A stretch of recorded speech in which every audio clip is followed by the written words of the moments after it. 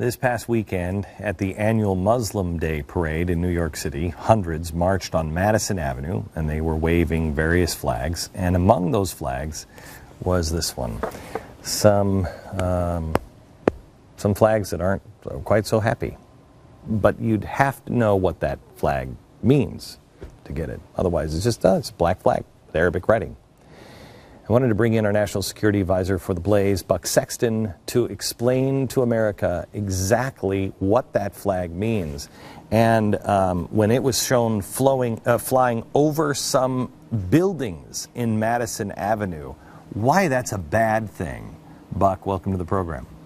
Glenn, thanks for having me on. The black banner, also known as the black flags of Khorasan. Now, this is something that stretches back into the earliest days of Islam. In fact, it references a rising up, if you will, of a Muslim army from a region called Khorasan, and they will have black banners. What's Khorasan? Well, I can show you here, Glenn. Khorasan is sort of this shaded area. It's roughly the stands, if you will. It's Tajikistan, Afghanistan, Iran. You can see, roughly speaking, the area they're talking about.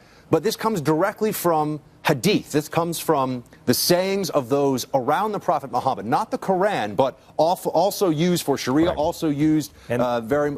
The Hadith is a really scary book, is not, I mean, because that's where it gets really, the Hadith gets really, really intense and also talks, if I'm not mistaken, about the 12th Imam. Isn't that where we get the 12th Imam?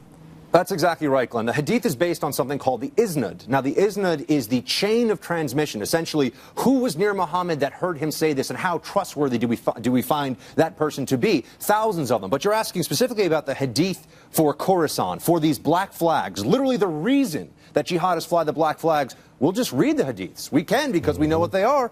The black flags will come from the east, from Khorasan, led by mighty men with long hair and beards. Their surnames are taken from the names of their hometowns, and their first names are from a kunya, which is a nom de guerre. That's one, but you mentioned the one about the prophecy, Glenn, the Mahdi coming, the end times. That's the other Hadith that mentions this. Messenger of Allah said, if you see the black banners coming from Khorasan, that area, go to them immediately, even if you must crawl over ice, because indeed amongst them is the Caliph al-Mahdi. That means, Glenn, the end times, the end of the world. There are others, by the way, that talk about taking over Jerusalem, of course, as part of global domination. How many times have we seen the black flags in history? Is this something that is always popping up, or is this, I mean, it's popping up more now. It's popping up more now because jihadists are on the march in a number of places.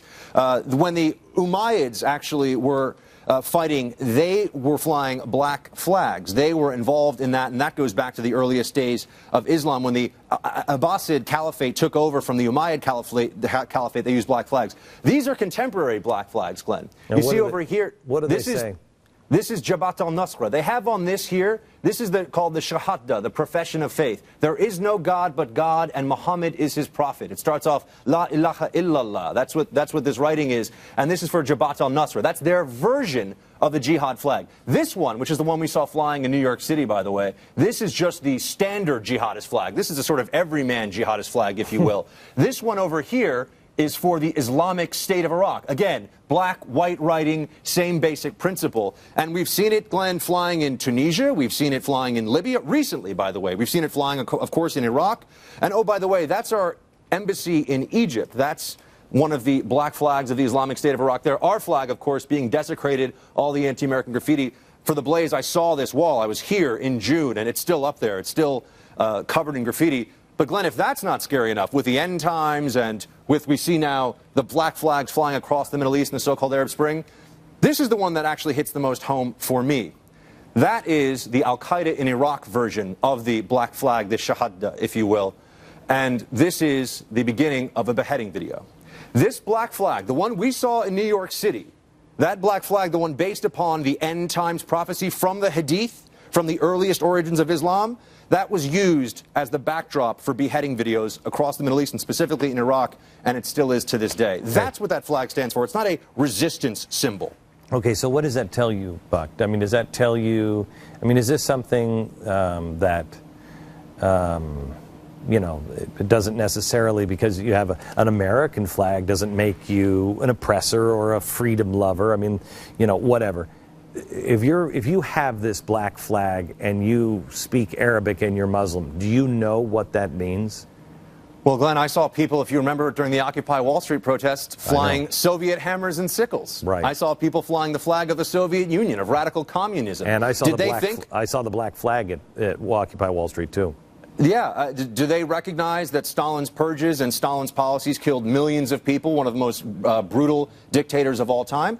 I hope they know that history, but they certainly don't factor that into whether they're willing to wave a Soviet flag around here at home. Now, no one's questioning the legality of waving this flag. People can do that if they want, but I would not do that. But we should at least be willing to call it what it is. If this flag is being used as the backdrop for beheading videos, it's not because the jihadists are confused. In fact, it's because we refuse to accept who the enemy is. Some people have started to know more about this. Ali Soufan, a former FBI agent, wrote a book called The Black Banners, in which he discussed some of these issues. There are others who are raising the alarm because, Glenn, we can't say that the Syrian resistance is moderate. Remember, we went through that together here on the show, when they're going to put up the Syrian Free Army flag next to a jihadist flag. That doesn't jive because we know what they really want, the return of the Mahdi. Okay, so can I ask you something, Buck? And we've never talked about religion. I've only got about 90 seconds, so we should come back and do another episode together on this.